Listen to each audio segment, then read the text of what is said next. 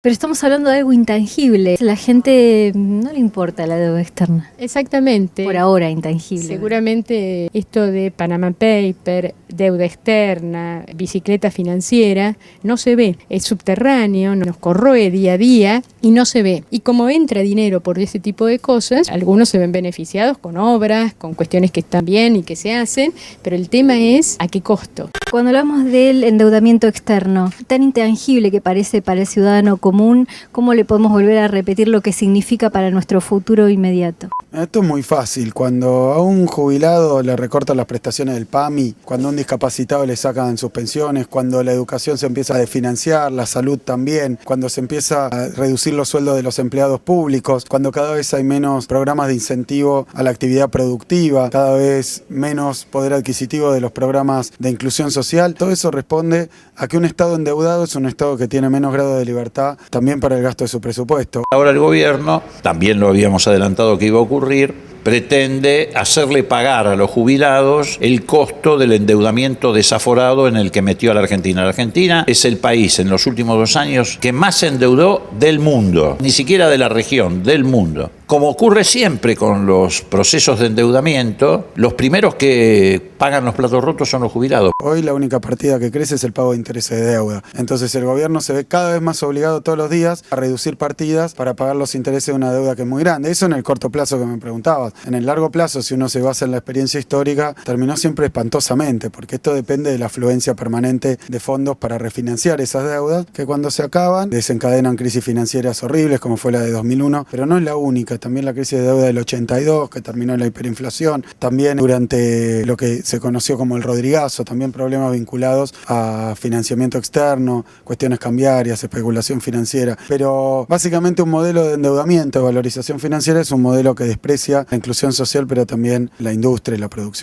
Con el cambio de la movilidad jubilatoria, a intentar hacerle una quita a los jubilados del orden de los 100 a los 120.000 millones de pesos. Esto en términos concretos va a significar que los jubilados van a tener una caída en sus haberes de aproximadamente 13 o 14%. Muy parecido a aquel famoso 13% que intentó en el gobierno de la Alianza recortar de la Rúa y Patricia Bullrich, que era la ministra de Trabajo. También pretenden imponer una reforma laboral que es arcaica, ni siquiera nos retrotrae al preperonismo, nos retrotrae a la era preindustrial. La Organización Internacional del Trabajo fue creada en 1919, después de la Primera Guerra Mundial. Bueno, toda la legislación que se propone es anterior a esa legislación internacional que fue gestando la Organización Internacional del Trabajo. Permite la extensión a 10 horas de la jornada laboral, en una copia a lo que fue la reforma laboral reciente en Brasil, que extiende la posibilidad de jornadas laborales hasta 12 horas. Permite la supresión de horas extras con lo que llaman el banco de horas. Baja en un 40 o en un 50% el monto de las indemnizaciones por despido, lo que va a significar una luz verde para despedir a los trabajadores con mucha antigüedad y reemplazarlos a su vez por pasantías. Y cuando esto estalle, nosotros ya conocemos, ya tuvimos un 2001 que pasaron este tipo de cosas, entonces no podemos mantenernos pasivamente y acá es de libro lo que está ocurriendo, entonces tenemos que estar atentos y sobre todo para los jóvenes que no lo vivieron, decirle esto ya lo vivimos,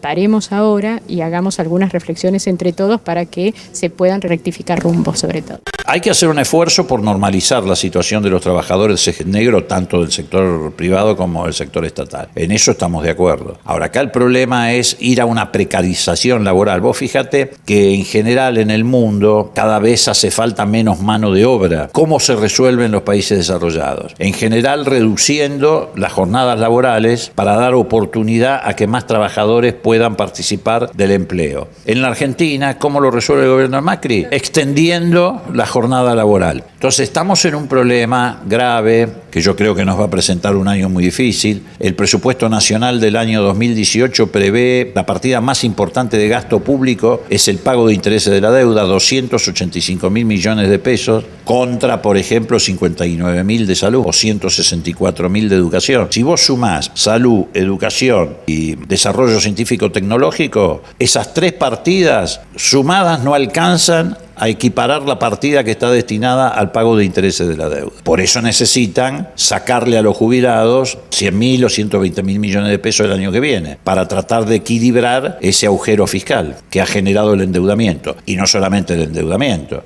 las medidas que tomaron antes, la edición de retenciones para los exportadores, las mineras. Además, este año 2018, el que se inicia, el gobierno, y ahora más que nunca teniendo un ministro de Agricultura que es nada más y nada menos que el presidente de la Rural, va a poner en marcha la rebaja gradual de las retenciones a la soja a razón de 5% por año. Y eso también va a generar otro agujero en las cuentas fiscales.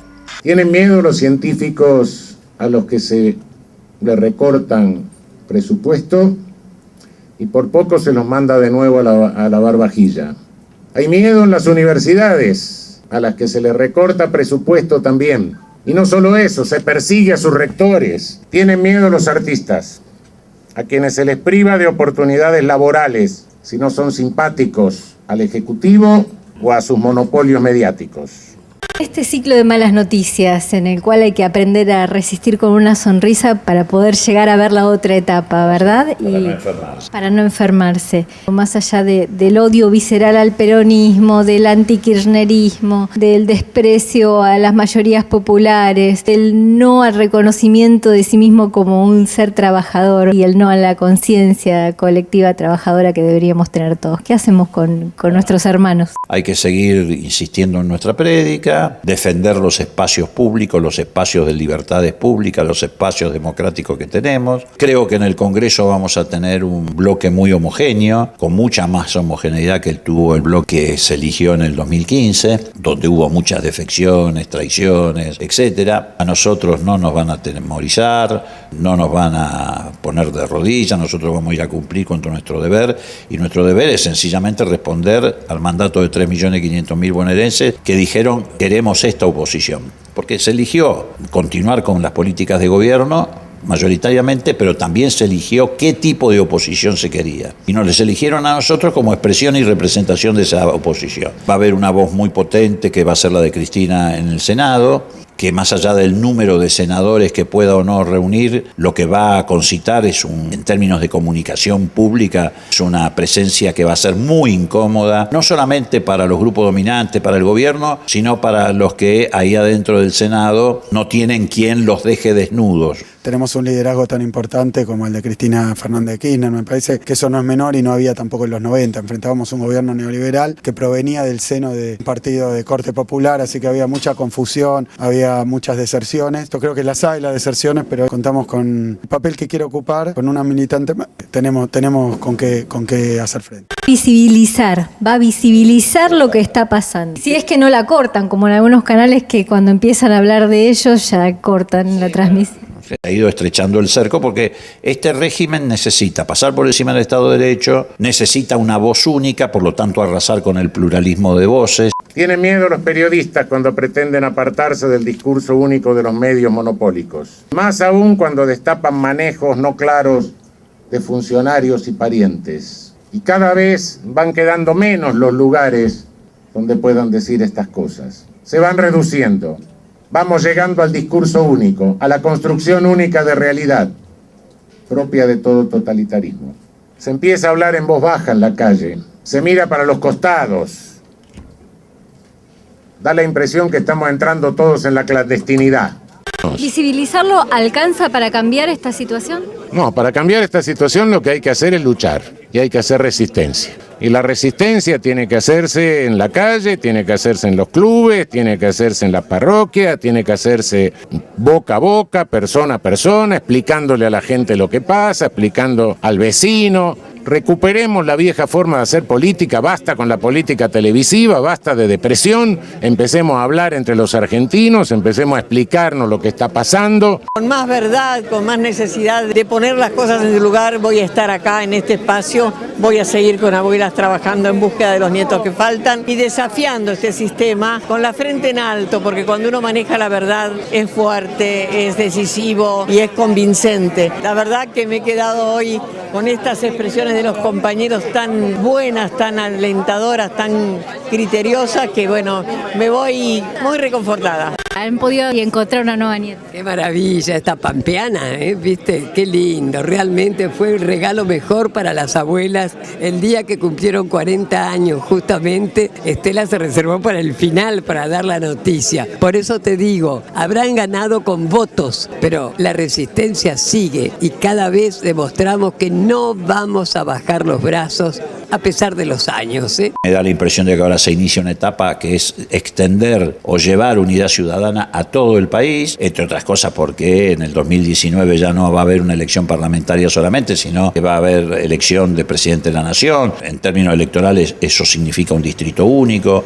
Yo creo que Unidad Ciudadana tiene que tener expresiones en todas las provincias argentinas y las va a tener. Y creo que además tienen que ir sucediendo algunas cosas en otros ámbitos. Por ejemplo, en el ámbito del movimiento obrero, a mí me da la impresión de que esta discusión sobre la reforma laboral, la reforma previsional, va a ser un antes y un después. Si el movimiento obrero reacciona unánimemente y enfrenta esto, va a perfilarse una CGT fuerte. Si algunos sectores del movimiento obrero son tolerantes con esta reforma laboral, yo creo que va a ocurrir lo que ocurrió en el pasado cuando existió una CGT de los argentinos, un grupo de los 25 o el movimiento de trabajadores argentinos en la década del 90. Va a aparecer una nueva expresión político-sindical.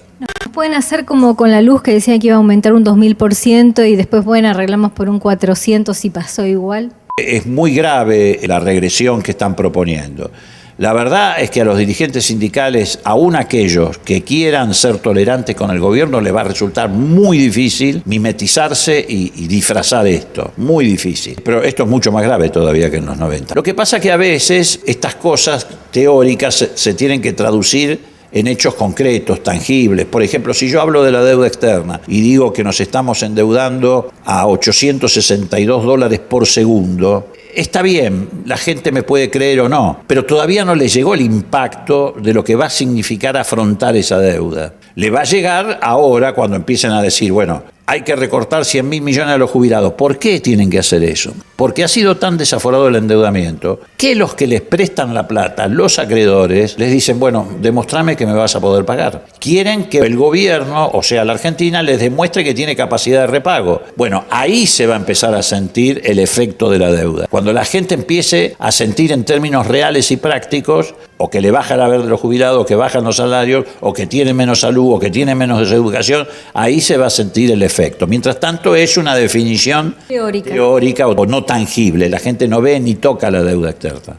Como siempre, Leopoldo, muchas gracias por tu servicio pedagógico para entender lo que nos está pasando. Muchas gracias por tu tiempo. Gracias a vos por el tuyo. Gracias. Gracias, Axel Kicillof, como siempre, por darnos tu palabra. Gracias a vos. Gracias. Muchas gracias. Nada. Gracias por tu palabra.